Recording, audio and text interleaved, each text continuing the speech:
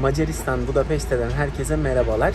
Bu ülkeye gelince ilk yapmanız gereken para bozdurmak. Yani euro ile gelseniz bile burası forint kullanıyor. Macar para birimine paranızı çevirmeniz gerekiyor. Havaalanında %11 gibi bir komisyon vardı. Biz de bozdurmadık. Şehir merkezinde bozduracağız.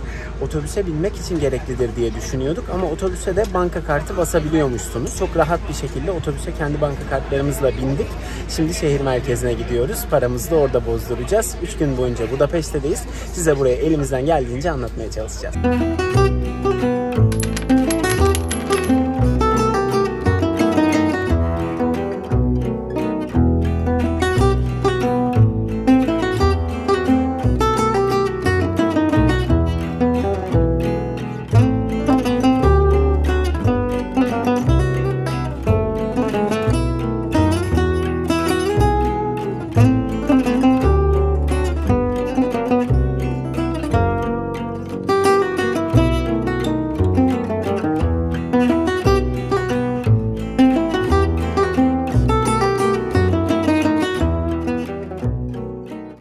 Şimdi havaalanına geldiğimizde ilk başta paramızı buranın forintine çevirmemiz gerekiyordu. Ama %11 gibi bir kesinti vardı. O yüzden havaalanında paramızı bozdurmadık.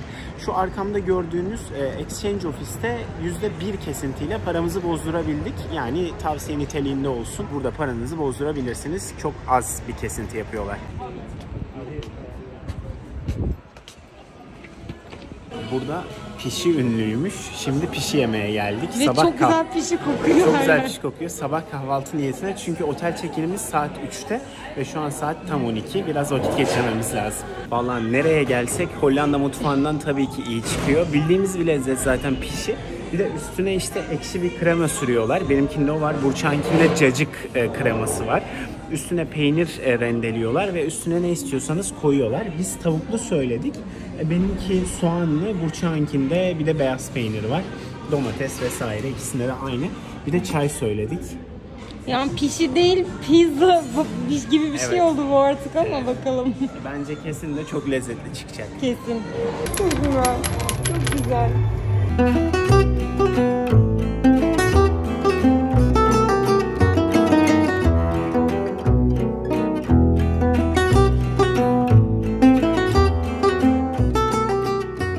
Yediğimiz pişinin ismi burada langos diye geçiyor. Otele gitmemize hala biraz vakit var. Biraz Tuna Nehri kenarında yürüdük ama size o kısmın yarın daha detaylı anlatacağımız için şu an bir görüntü vermedik oradan. Bir tatlı yemek istedik otele gitmeden. Yanında da kahve içiyoruz. Yani bu arada fiyatlar bizce çok ucuz değil. Euro olmamasına rağmen buranın para birimi. Yediğimiz her şey Hollanda ile karşılaştırınca, mesela Hollanda pahalı bir ülke.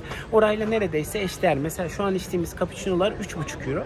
Tatlı da 6 küsur euro. Buranın para birimi forint bakınca değersiz gibi gözüküyor. Yani 1000 forint 2,5 euroya denk geliyor. Ama işte dediğim gibi bir kahve içiyorsunuz 3,5 euro değerinde, 1600 küsür forint mesela. Çok da bir önemi olmuyor birimin.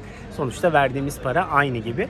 Buradan da otele gideceğiz. Bugün dinleneceğiz çünkü uçak biraz sabah erkendi. Çok fazla uyuyamadık. Bugün tamamen keyif günü. Yarın gezimiz başlayacak ama. Merhabalar, Budapeşte ikinci günden herkese selamlar. Şimdi bugün yine biraz soğuk bir gün. Çok da güneş yok. Yeni uyandık, bir kahvaltı yapacağız. Ondan sonra Budapeşte'de görmemiz gereken yerleri ziyaret edeceğiz. Evet, bugün özellikle şehrin Buda tarafında bulunan, burası aslında iki farklı şehir, Buda ve Peşte'ymiş önceden. Ama şu an Budapeşte olarak biliniyor.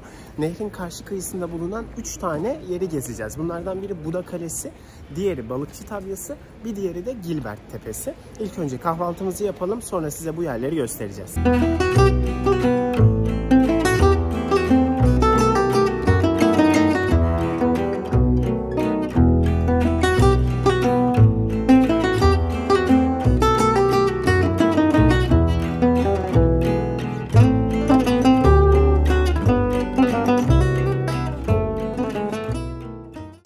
Budapeşte'de modern bir kafeye geldik. Modern bir kahvaltı yiyoruz. Açız. Umarız lezzetlidir de. Umarız. Ama muhtemelen birazdan dönere düşeriz.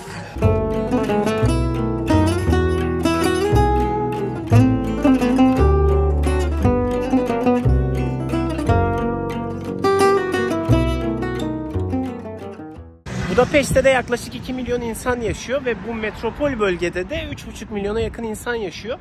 Bu nüfus toplam ülke nüfusunun 1/3'i. Tuna Nehri üzerinde bulunuyor ve biz şimdi karşıya balıkçı tabyasını görmeye gidiyoruz. Az önce söylediğim gibi oradan Buda Kalesi'ne, oradan da hemen şu arkamdaki Gilbert Tepesi'ne çıkacağız. Buda'yı Peşte'ye bağlayan en ünlü köprünün üstünden geçtik buraya gelirken. Chain Bridge ismi hemen arkamda kalıyor. 1849 yılında açılmış bir köprü ve Buda'yı Peşte'ye bağlayan ilk kalıcı köprüymüş. O zaman demek ki bazı geçici köprüler de kuruluyormuş ya da insanlar kayıkla karşıya gelip geçiyorlarmış. Köprüyü geçtik. Balıkçı tabyasına gidiyoruz. Yol üstünde çok güzel bir manzaramız olacak ileride sağda. O da Budapeşte Parlamento binası. Hemen sağımda. Evet, çok güzel gözüküyor bu arada.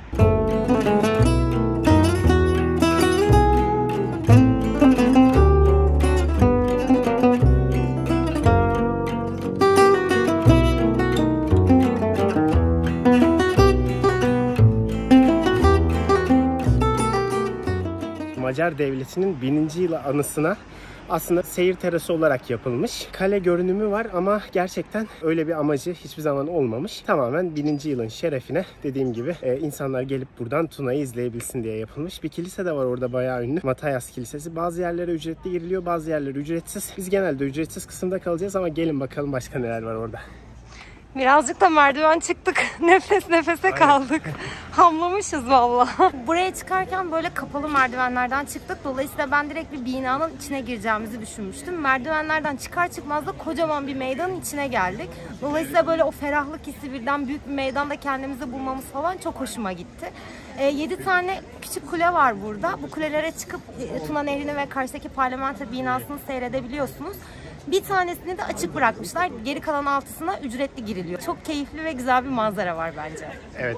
Açık bıraktıklarında ama belli bir yere kadar, buraya kadar çıkabiliyorsunuz. Çünkü hemen sol tarafı kafe girişi. Asıl kule kafe girişi. Ama en yüksek çıkabildiğiniz noktalardan biri burası sanırım. Şurada da Matthias Kilisesi var. Buçak'ın bahsettiğim meydan da burası.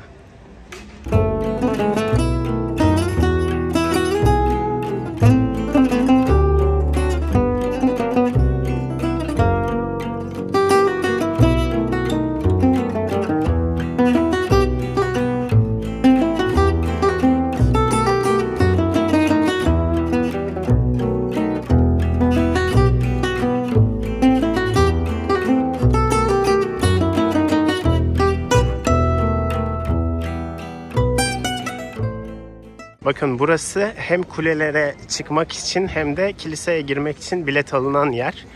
Ne kadarmış fiyatlar size gösterelim. Tamam. Kilise biletleri bu şekilde.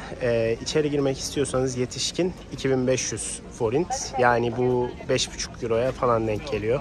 5,5-6 euro. Eğer kilise kulesine çıkmak istiyorsanız da bu da yaklaşık 7 euroya falan denk geliyor. Bu balıkçı tabyasının kulelerine çıkmak istiyorsanız toplamda 7 tane olduğunu söylemiştik. Onun da bedeli 1200 forint. Bu da 3 euroya falan denk geliyor. Bu balıkçı tabyasının kuleleri derken de şunları kastediyoruz zaten. Ücretsiz bir şekilde şu aşağıdan izleyebilirken manzarayı bu kulelere çıkıp, yani bir kat daha yüksekte olduğunuzu düşünün. 3 euro verirseniz daha yüksekten izleyebiliyorsunuz. Arkamda gördüğünüz heykel de Hristiyanlığı bu ülkeye getiren kralın heykeli. Başka bir din adamı da var Hristiyanlığı bu ülkeye getirmeye çalışan. Onun sonu ne olmuş birazdan anlatacağım Gilbert Tepesi'ne giderken. Balıkçı tabyasının ismi bir söylenene göre Matthias Kilisesi'nin yanında kurulan balıkçı pazarından geliyormuş. Diğer bir dedikoduya göre de bu balıkçı tabyası hemen su bölgesi denilen bir bölgenin üstünde bulunuyor ve o su bölgesinde de genelde balıkçılar yaşıyormuş. Onlara ithafen böyle söylendiği, hangisi doğru bilmiyorum ama balıkla bir alakası var gibi duruyor. Orada bulunan 7 kulede Macaristan'ı kuran 7 kabileyi, 7 topluluğu temsil ediyormuş. Şimdi birazcık sokakları keşfetmek istedik. Ara sokaklarda dolaşıyoruz. Sonra da Buda Castle'a gideceğiz. Budapeşt'in Buda ve Peşt diye iki ayrı şehirden oluştuğunu söylemiştik en başta. Önceleri, yani ilk başlarda bu iki şehre Pest Buda deniliyormuş. Daha sonra Budapeşt olarak değiştirmişler. Şu an gezdiğimiz sokaklarda da bazı kafelerde Pest Buda isminin geçtiğini gördüm. Bu da ufak ve küçük güzel bir bilgi.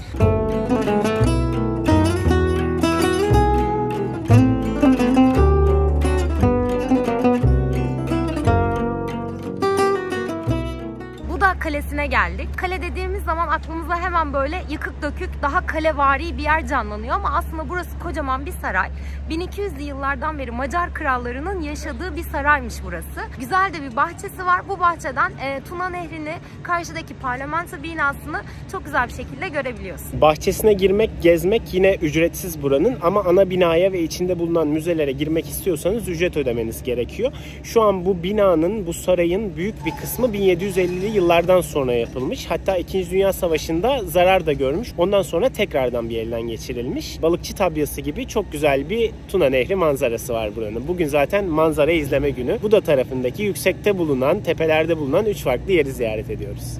Sanırım Budapeşte'nin genel olarak anlamı da bu yani. Hani buradan Tuna Nehri'ni ve Tuna Nehri'ndeki manzaraları izliyoruz galiba şehirde. Evet, çünkü şehir planı hani bizce çok iyi değil, çok dağınık gibimize geldi. Evet. Daha tam anlamamış da olabiliriz. Peşte tarafı özellikle öyle geldi bize. Zaten Buda tarafında da anca bugün size gösterdiğimiz yerleri gezebildik.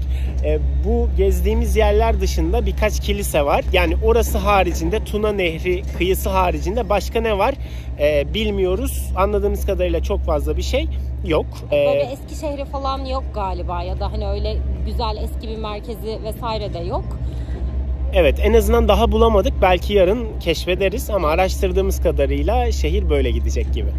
Şehrin Peşte tarafından kaleye baktığınızda kalenin solunda buraya çıkmak için merdivenler var. Kalenin sağında da ta bu tarafta ileride bir tane teleferik var. Onunla çıkabiliyorsunuz. Teleferik değil de aslında füniküler diyorlar işte.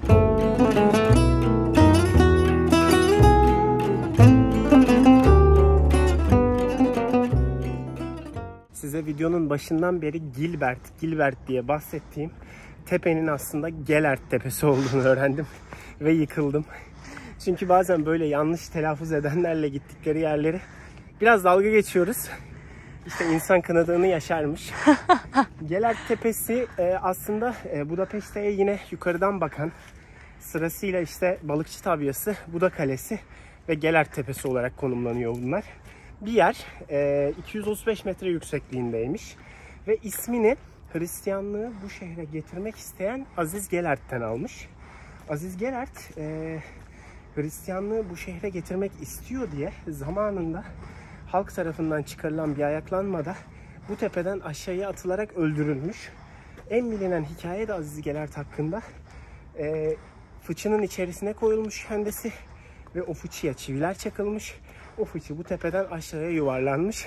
Böyle feci bir şekilde öldürülmüş. Kendisinin de bir heykeli var. Hemen bu tepenin biraz aşağısında. Dönüş yolunda onun önünden geçmeye çalışır ve size göstermeye çalışırız. Sonra yerel bir şeyler yemek istiyoruz. Bu işte gulaş çorbası olabilir ve burada çok ünlü chimney cake diyorlar. Böyle baca şeklinde bir tane kekleri var. İçine dondurma, krema vesaire de doldurabiliyorsunuz. Bunları yiyip yavaş yavaş günü bitireceğiz. Gelin birlikte Gellert Tepesi'ni görelim. En güzel manzara buradan dedik. Şurası Balıkçı Tabyası, şurası Buda Kalesi. Şu anda da Gellertil'deyiz. Tuna Nehri'ni böyle karşıdan değil, tam Tuna Nehri'nin aktığı yön tarafından görüyorsunuz. Üzerinden yani. Üzerinden görüyorsunuz. Bu da daha iyi bir açı. Burayı beğendik. Bu arada yolda buraya çıkmak için geldiğimiz böyle bayağı ağaçlıklı yollardan falan geçtik. Bence o da güzeldi yani. Hani o kadar doğanın içinden buraya kadar yürümek keyifliydi. Sadece buraya çıkınca birazcık inşaat var. O kötü maalesef. Evet, içeri girebiliyor muyuz bilmiyoruz. Hadi deneyelim. Buradaki restorasyon çalışmaları sebebiyle bu meydanı tamamen kapatmışlar. Burada bir özgürlük heykeli bulunuyor, bir meydan bulunuyor, bir teras aslında izleyebileceğiniz şehri. Ama çıkılamıyor. Yazmışlar da zaten uyarı yazıları. Daha iyi bir hale getirmek için şu an kapatıyoruz diye. Az önce size video çektiğimiz noktadan bir manzara var. Sadece şu an burada bizim bulabildiğimiz. Şimdi yavaş yavaş aşağı ineceğiz. Şehrin Peş tarafına geçeceğiz muhtemelen. Dediğim gibi bir şeyler yiyelim çünkü biraz acıktık. Peş tarafında görüşürüz. Yürüdüğümüz yollar bu kadar güzel, yemyeşil. Şimdi Aziz Gellert'in heykelini göstereceğiz size. Onun yanından Peş tarafına geçeceğiz.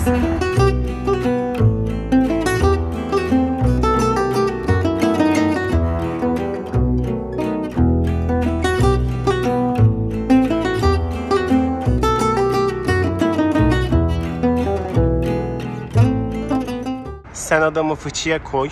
at aşağıya, sonra da şehre bakan böyle kocaman bir heykelini yap. Bir de burası o kadar büyük ki karşıdan her yerden gözüküyor ve sanki hani burada bir anıt bir şey falan, çok önemli bir şey varmış gibi hissettiriyor insana. Yani belki onlar için önemlidir de ya kocaman bir heykel yani. Aynen, ve şöyle bir arka planı var bu heykelin.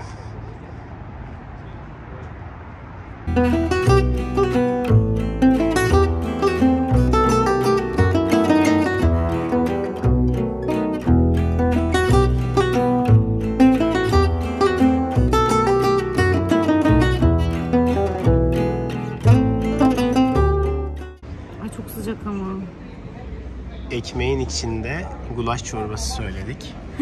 Burçak bizim için tatsın bakalım.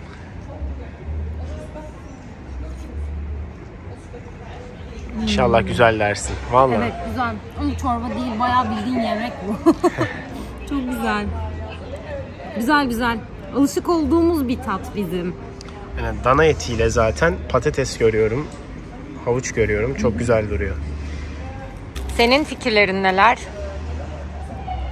Şifa. Ben bizim güveç yemeklerimize benzettim. Bayağı yağlı ve salçalı bir yemek bu aslında. Çorba değil. Bence ve lezzetli. Bence de çok bildiğimiz bir lezzet. Et falan çok lezzetli. Zaten havuç, patates aynı bizim yemekler ya. Çorba değil, gerçekten et yemeği bu. Ama çok lezzetli. Evet. Çok acıktığımız için bir de şnitzel söylemiştik. Çorba ve üzerine bir yemek olsun diye. Ama ekmeğin içinde olduğu için ve zaten kendisi başlı başına bir yemek olduğu için gulaş çorbası çok geldi. Aslında bunu söylemeseymişiz olurmuş. Aynen. Kesinlikle tek başına bir yemek. Evet. Hiç buna gerek yoktu. Ama artık söylemiş bulunduk. Mecbur yiyeceğiz. Yavaş yavaş yiyeceğiz. Evet. 11, 12, 13, 14, 15, 16. Ya uzun zamandır gerçekten hiç bu kadar nakit parayla dolaşmamıştık ve şu an o kadar çok zor geliyor ki yani yönetemiyoruz. Sürekli elimizde 1000, 2000 böyle bozuk paralar var ve bunları bir yere veremiyoruz. Gerçekten çok sıkıldım bu durumdan. Evet, Macar para birimi gerçekten düşük, o yüzden hep binli, 10 binli paralarla uğraşıyorsunuz. Budapeşte de Ruin Bar denilen bir konsept var. İkinci Dünya Savaşı'nda şehrin zarar gören binalarında, özellikle bu binalar Yahudi bölgesinde bulunuyor şehirdeki. Bu binalara aslında 2000'li yılların başında yıkım yerine bar açma fikriyle gelmiş birkaç insan. Ve bunlardan bilineni ve ilki sizin Plakert'e gidiyoruz şimdi. Bakalım nasıl bir ortamı var ve fiyatlar nasıl?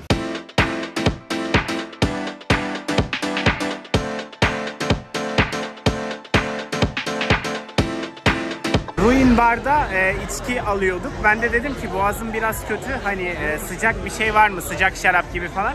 Hayır dedi, ama boğazın kötüyse palinka içmelisin dedi. Onların geleneksel bir içkisiymiş.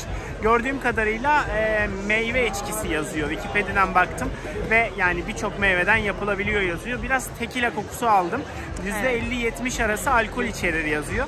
Şimdi onu bir shot yapacağım. Kız bu ve ilaçtır derken, iyileşecek. kız bu ilaçtır derken bayağı bir dalga geçerek gibi söyledi muhtemelen.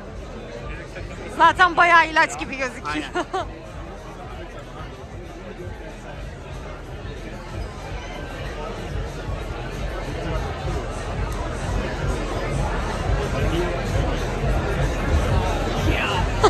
Hayatımda içtiğim en acı, en sert alkol olabilir. Bak. İçiyorsun, 5 kere falan vuruyor. Yakıyor boğazına, değil mi? Burnuna. Yemin ederim bir açılma olduğu gibi biraz midem de bulandı. Şu sadece kalanı bir iç. Hayır ya. Bir dik şunu ya. Ben bir yudum alacağım sadece. Dikmeyeyim. Tamam. Çok kokuyor.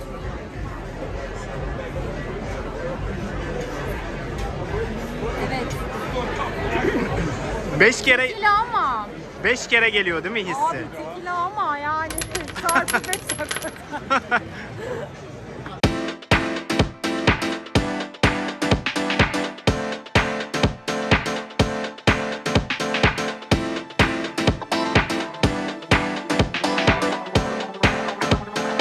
çok fazla bar var. Büyük bir bina burası. Ortam gerçekten çok güzel. Kesinlikle gelmeniz lazım buraya.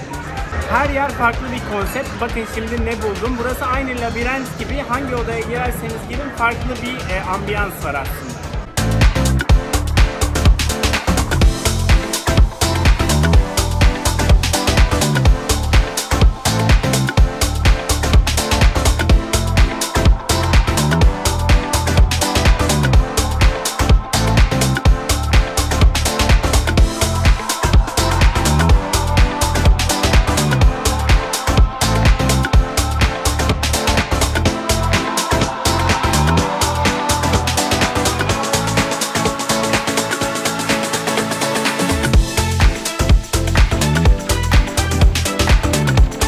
Mesela bu odanın da konsepti bilgisayar. Tam üstünde. Her yer.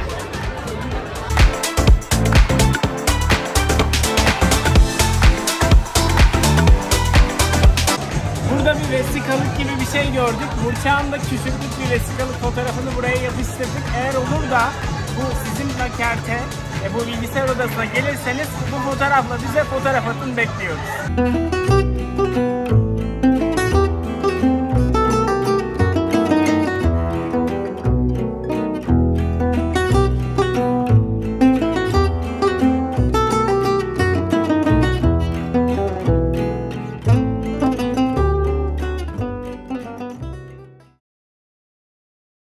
Herkese 3. günden merhabalar. Bugün kalktık, kahvaltımızı yaptık. Mantarlı ve kırmızı etli güzel bir tost yedik. Yanında da bir pankek yedik. Ama maalesef çok fazla ödedik. Yani 35 euroya yakın para ödedik. Macaristan'ın gerçekten pahalı bir ülke olduğunu onayladık aslında bugün. Kontrol ettik asgari ücreti ne kadar diye bu ülkenin. Yaklaşık 600 euro olmasına rağmen fiyatlar bu kadar pahalı. Bize başka bir ülkeyi hatırlattı maalesef bu. Gelen turistler için belki katlanılabilir ama burada yaşayan insanlar için gerçekten dışarıda yemek yemek çok zor gözüküyor bu ülke içinde. Şimdi bugünkü planımızda ilk başta parlamento binasına giderken nehir kenarında bulunan ayakkabı heykelleri var. Sonrasında parlamento binası var. Sonrasında da birkaç yer daha göstereceğiz size Budapeşte'de de. Şimdi Tuna Nehri kıyısından parlamento binasına doğru yürüyelim.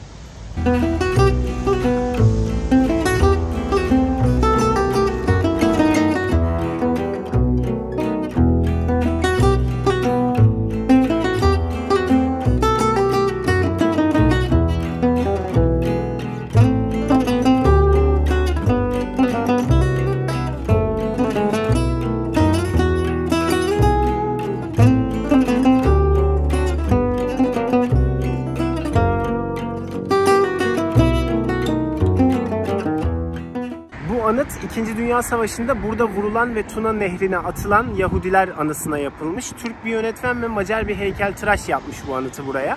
Söylenildiğine göre 20.000 kadar Yahudi burada öldürülmüş. Hatta bayağı canice öldürülmüş. 3 tanesini ayaklarından birbirlerine bağlamışlar. Ortadakini vurmuşlar ve Tuna Nehri'ne düşünce ölen kişi, diğer ikisi de onunla birlikte boğularak ölmüş. Gerçekten trajik bir hikaye. Bu insanları burada ayakkabılarını çıkartarak Tuna Nehri'ne atmışlar. Çünkü o dönemde ayakkabı pahalıymış ve bu ayakkabıları başka insanlara vermişler. Buradaki bu ayakkabı heykellerinin de sebebi tam olarak o gün çıkartılan ayakkabılar aslında. Şehrin Peşte tarafında yer alan, size dün nehrin karşı kıyısından da bol bol gösterdiğimiz Budapeşte Parlamento binasının bahçesindeyiz şu anda. Burası aslında Macaristan Millet Meclisi'nin toplandığı, Macaristan Millet Meclisi'nin bulunduğu yer. Şehirde St. Stefan Kilisesi ile birlikteki 2022 yılına kadar en yüksek yapıymış burası ve yüksekliği 96 metre bu yapının. Gerçekten mimari bir şölen bu yapı. Karşıdan izlemesi de çok zevkli. Gece ışıklandırması da çok güzel. Dün gelip gecede gördük bu binayı. 96 metre yüksekliği ile ilgili iki şey söylüyorlar. Belki tamamen bir söylenti, belki gerçekten doğru. Birincisi St. Stefan Kilisesi ile aynı yükseklikte olması din ve devlet işlerinin eşit olduğu anlamına geliyormuş. İkincisi de 96 metre yükseklikte bulunması 896 yılında kurulan Macar devletine bir atıfmış aslında. O sondaki 896'ın sondaki 96'ya atıfmış. Şimdi parlamento binasının arkasından dolaşıp Margaret Adası var. Budapeşte'nin en yeşil yeri olduğu söyleniyor. Oraya gideceğiz. Bu arada bu binanın içine de girmek mümkün ama biraz pahalı. Eğer Avrupalı değilseniz 30 euro, Avrupa vatandaşıysanız 25 euro, öğrenciyseniz de 15 euro.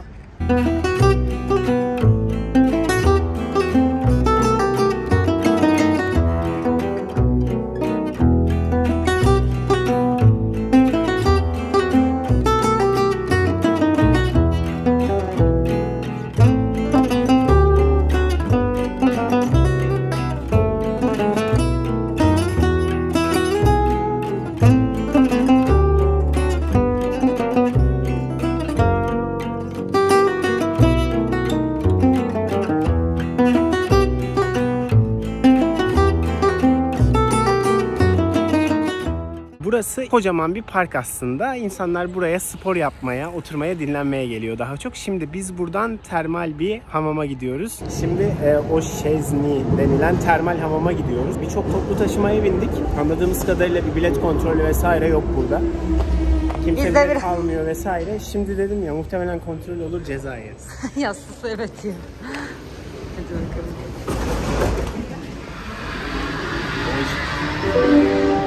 Kérem vigyázzanak, az ajtók záródnak.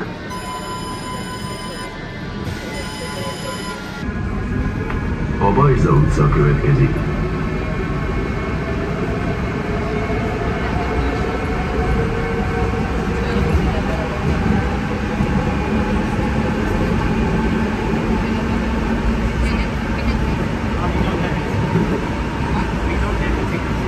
Başta bir otobüse bindik. Otobüs şoförüne dedik ki nasıl ödeyebiliriz? Geçin dedi.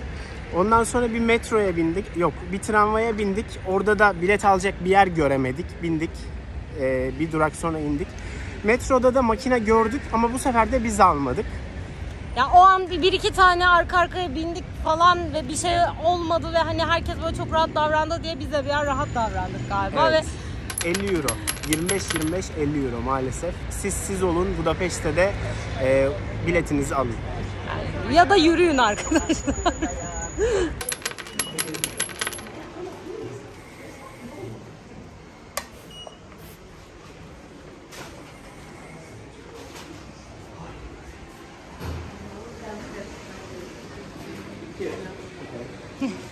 Evet, yediğimiz cezayı 50 sanıyorduk cezayı ama 60 küsürmüş. Onun üstüne bir şurada. Keyif yapalım bir bakalım. Aynen. Nasıl su? Çok sıcak. Şansımıza hava da çok sıcak ve hatta bilerek günün daha da sıcak bir saatini tutturmaya çalıştık buraya gelmek için. Hava çok sıcak derken kaç derece? 22 derece falan. Çok sıcak, yeter.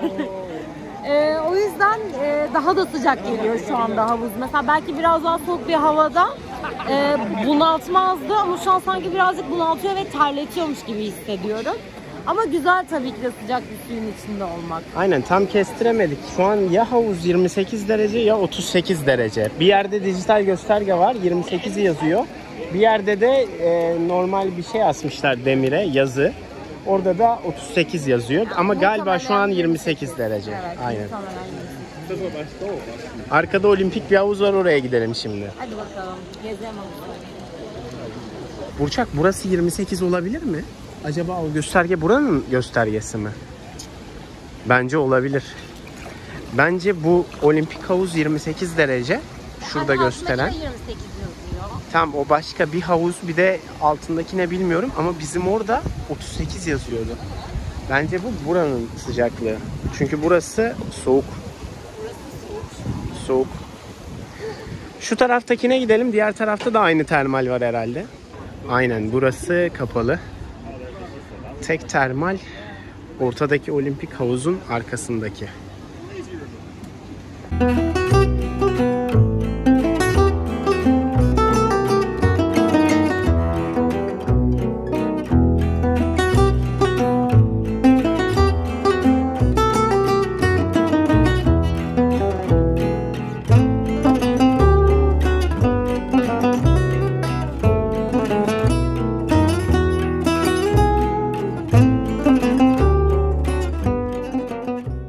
İçeride bir saatten biraz fazla zaman geçirdik. Güzeldi gerçekten. Buraya kadar gelmişken denenebilir. Yanınızda buraya gelirken şort, terlik ve havlu getirmeniz sizin faydanıza olur. İçeride kiralıyorlar da terlik ve havluyu. Şortu görmedim.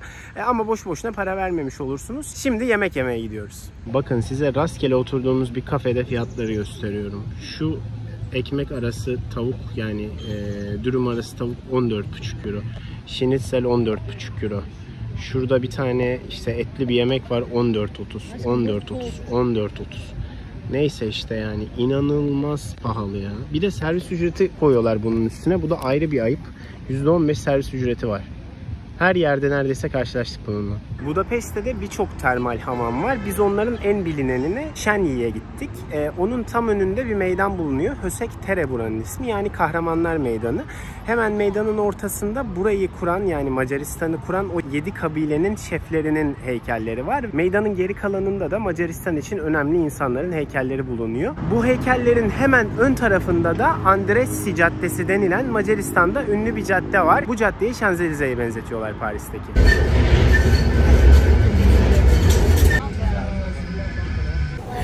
Bu sefer bilet aldık. Bu arada 450 forint, yani 1 euro gibi bir şey. Siz olun, biletinizi alın. Bu arada buranın metro istasyonları gördüğümüz metro istasyonlarından çok farklı. Şu an en kötü metro istasyonundayız böyle. Duvarları ilk defa böyle kaplı metro istasyonu gördük. Çok daha güzel, böyle seramiklerle kaplı, renkli renkli. Çok hoşumuza gitti ve mesela bir yerden giriyorsunuz, karşıya geçiş yok. Karşıya binmek için yolun karşısına gitmeniz gerekiyor. Gerçekten ilk defa bu kadar farklı bir metro istasyonu gördük. Bizde de bir kat mal altında yani. Evet, mesela evet. Hani Türkiye'deki gibi 7 kat cehenneme inmen gerekmiyor. O da bir değişik. Aynen, yani. o kadar yakın ki şu yolun altı hemen metro istasyonu yani. Puanı çok iyi olan bir hamburgerciye geldik. 4.8. Bayağı bir kişi de yorum yapmış buraya. Hamburgeri merak ediyoruz. Açalım beraber. Gerçekten güzel gözüküyor.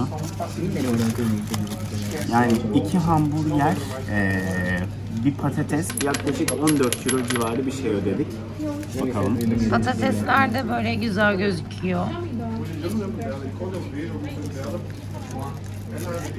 Bence gayet başarılı. 4.8 mi peki bu? 4.8. Tamam. Sonunda çimli kek alıyoruz. Aynen, dondurmalı ve krem şantili isteyeceğiz. Çok dondurmalı oldu. Onun üstüne nasıl krem olacak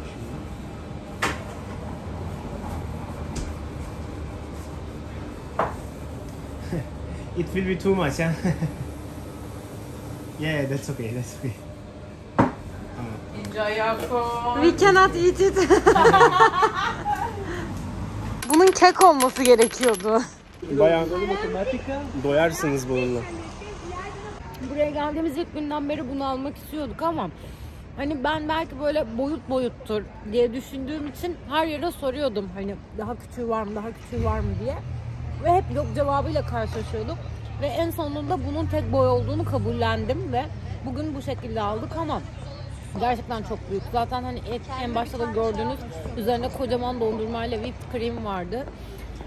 Zaten onu yiyince yani hani biz doyduk. Hani kek kısmına geçemedik. Keki de şöyle normal bir kek yani. Sadece biraz daha sert. O da sanırım yuvarlak olduğu ve bu şekilde kalması gerektiği için. Ama hani güzel, lezzetsiz değil, lezzetli. Ama gerçekten çok büyük ve bu kadar tatlı bir şey bu kadar büyük yenmiyor. Yenmiyor. Ben şu an tamamım mesela. Ben de bunu yiyemem. Manzaramızda buradaki dönme dolap. Budapeşte'nin neredeyse tam merkezinde bu dönme dolap.